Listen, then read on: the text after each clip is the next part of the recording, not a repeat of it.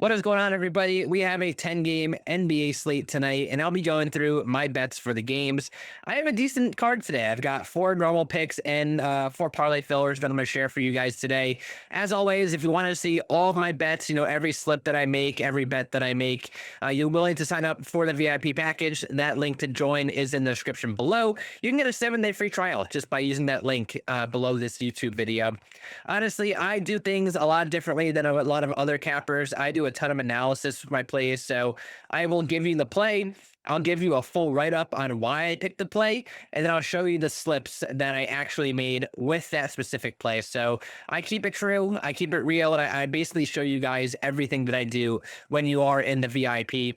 But if you don't want to join the VIP, you only want to do the free content, that's totally fine too. I post a lot of plays here on YouTube. I have a free Discord server you can join. The link is also in the description below. It's honestly a really good community. It's super popular around the NBA and NFL season, so come in there, join us, post your plays, post your wins, your losses, any questions you have. Just make it, make it your own. Make it a nice community for us. But anyways, let's get into the plays for today. As always, I use Outlier for my research. It is a paid subscription website, but if you want a trial for it, there's a link located below. Okay, so the first play I want to touch on today is a play that we've been on pretty much every game this season. It's this Austin Reeves play. I am going back to it. They didn't even move the line from the other night. I've been expecting this to be around 44.5, maybe even 45.5 at this point, but no. Maybe part of it is because of the matchup against Minnesota, on the road and everything, but they don't have Anthony Edwards, so that does tick down their defensive ratings just a little bit. But I think this line is simply too low at the 42.5. If we filter for games without Luka and without LeBron over the last two seasons, he's averaging 52.7 PRA per game, going over this number 5 out of 6 times for an 83% win rate. Albeit, he scored 51 points the other night, 41 points the other night as well, 45 points at the end of last season. So, I doubt he's going to consistently keep scoring 40-plus points with these guys out, but you never know. It might happen. Maybe he really is that good of a player, but I think this 42.5 PRA number is just simply too low. As long as this game doesn't turn into a massive blowout, I can't see a reason why Reeves misses this number again. But if you want some safety, one of the parlay fillers that I'm on tonight, which I'll talk about later, how I handle these parlay fillers and the goblin plays and stuff. But I am on this Austin Reeves over 34.5 PRA as a parlay filler for the same reasons as above. You're averaging 52.7 PRA per game, going over this number 5 out of 6 times without Luka and LeBron. Even if we go to games like without just, I think, LeBron, it's 8 out of 9 games. And when you throw in Luka, it just gets even stronger. So really, really good spot for Austin Reeves tonight on his PRA for the alternate line and on the regular line. Next play, we're going to go over to the Hawks against the Nets. Onyeka Okongwu over 22.5 PRA. He is playing 29 or more minutes per game this year. So if I scroll down to the bottom here on Outlier, go to his minutes, he's played 29 or more minutes every single game. And that is with the addition of Porzingis on the team, which is really promising to see for Okongwu. So I'm going to filter for games where he plays 29 or more minutes and look at last season. And last season, when he played 29 or more minutes, he went over this number 26 out of 32 times, averaging 30.3 PRA. And then if I go for just road games, it turns into 14 out of 16 road games, averaging 29.2 PRA. Really strong trend in Okongwu's favor as long as he continues to see these minutes. And I think he will, even with Porzingis there. Okongwu is a really high, efficient player when he's on the court. He's pretty much a double-double machine as long as he gets the minutes. And this matchup against the Nets is pretty easy. The Nets are pretty rough this year, which will be definitely a boost to Okongwu because he will get some extra minutes even in a blowout. Moving on, we're going to go with a couple of my first half props, which I love. Most of you guys who have been following me know I love the first half props. They're really only on Underdog Fantasy and on PrizePicks. So if you're not on Underdog Fantasy, sign up using code LayTheHouseRM. You'll get a deposit bonus. You'll get some free promo wins. They really hook you up when you create an account with them. I don't have a promo code for PrizePicks, unfortunately, but Underdog Fantasy I do, and that's honestly my book of choice typically. They do come out with the first half lines later in the day, so I am going to use this based on the PrizePicks line.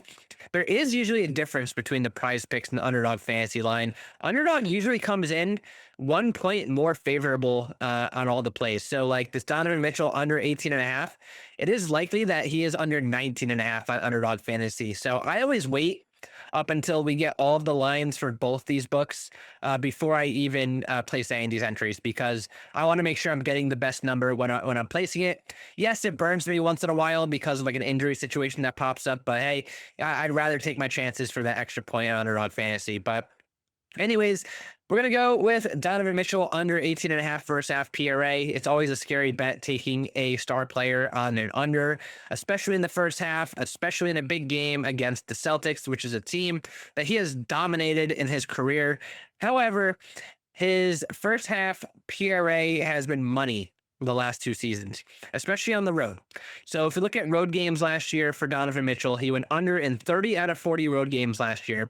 This season, he's only played 3 games, but he's gone under in all 3 games on the road to start this year. But then last year, he also faced the Celtics twice on the road, and he went under both times as well. I could filter even further, go with games without Darius Garland. It turns into 5 for 5 on the road, or 7 out of 9 in general. You could even go games like just without Max Strus, still an 85% win rate. So no matter which way you cut it, Donovan Mitchell tends to go under this number on the road for the first half PRA. But like I mentioned before, wait till Underdog Fantasy comes out with a line. They might come out with this 18.5, but it also is possible that they do release a 19.5 for us. One more play in a 1/2 market over on Underdog Fantasy and PrizePicks. Same scenario. Line's only out on PrizePicks right now. It's about 2:00 p.m. Eastern time when I'm recording this. So typically Underdog does it around like 3-4 o'clock or so. But RJ Barrett over 8.5 first half points. This has been money the last couple of years as well. He is a first half beast.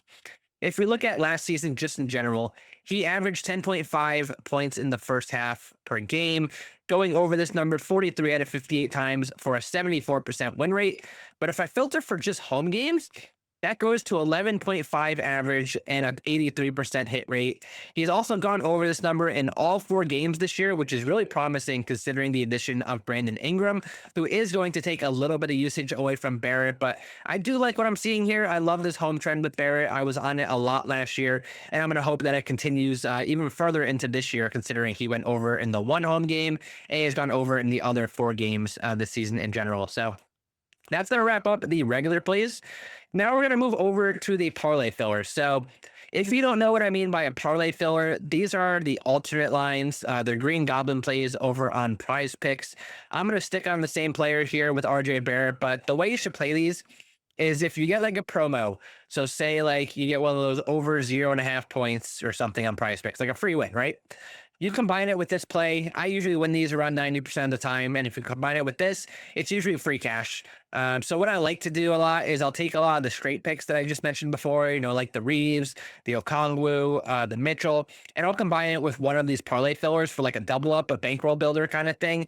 So like last night, you know, I lost my entry with a first half PRA on LaMelo Ball, but I wanted to make sure I had Hartenstein on a slip because that was my only slip that I had with him.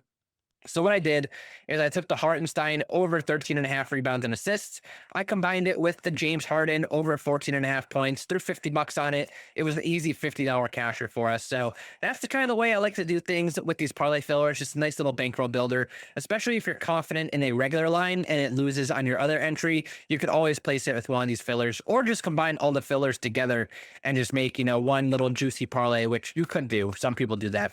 But anyways, RJ Barrett over 22.5 PRA.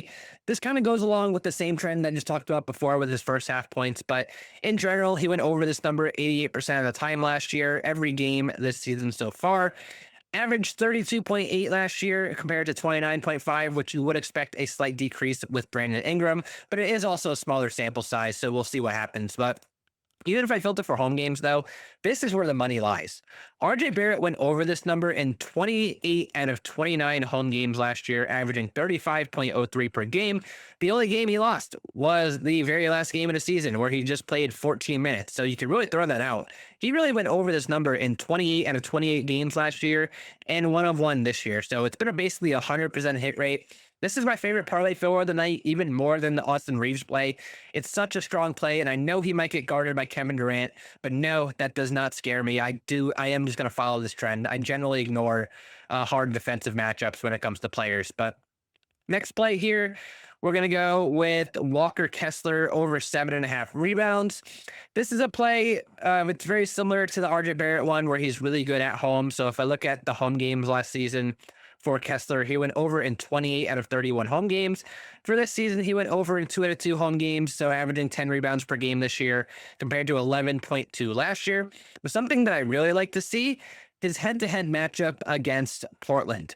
He had 17 and 16 rebounds in his 2 games against Portland last year, so he has a really strong matchup against them. He does a good job at just grabbing the boards.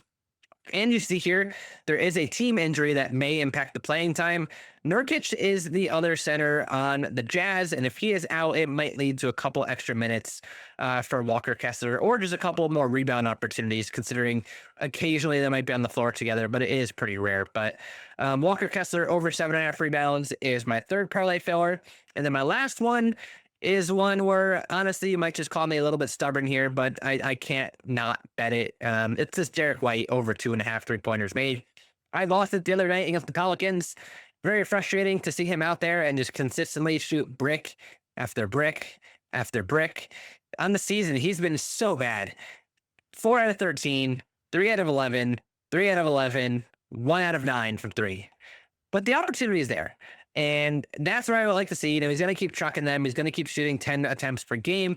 But if I look at this trend last year, he went over this number 74% of the time last year when the Celtics were fully healthy.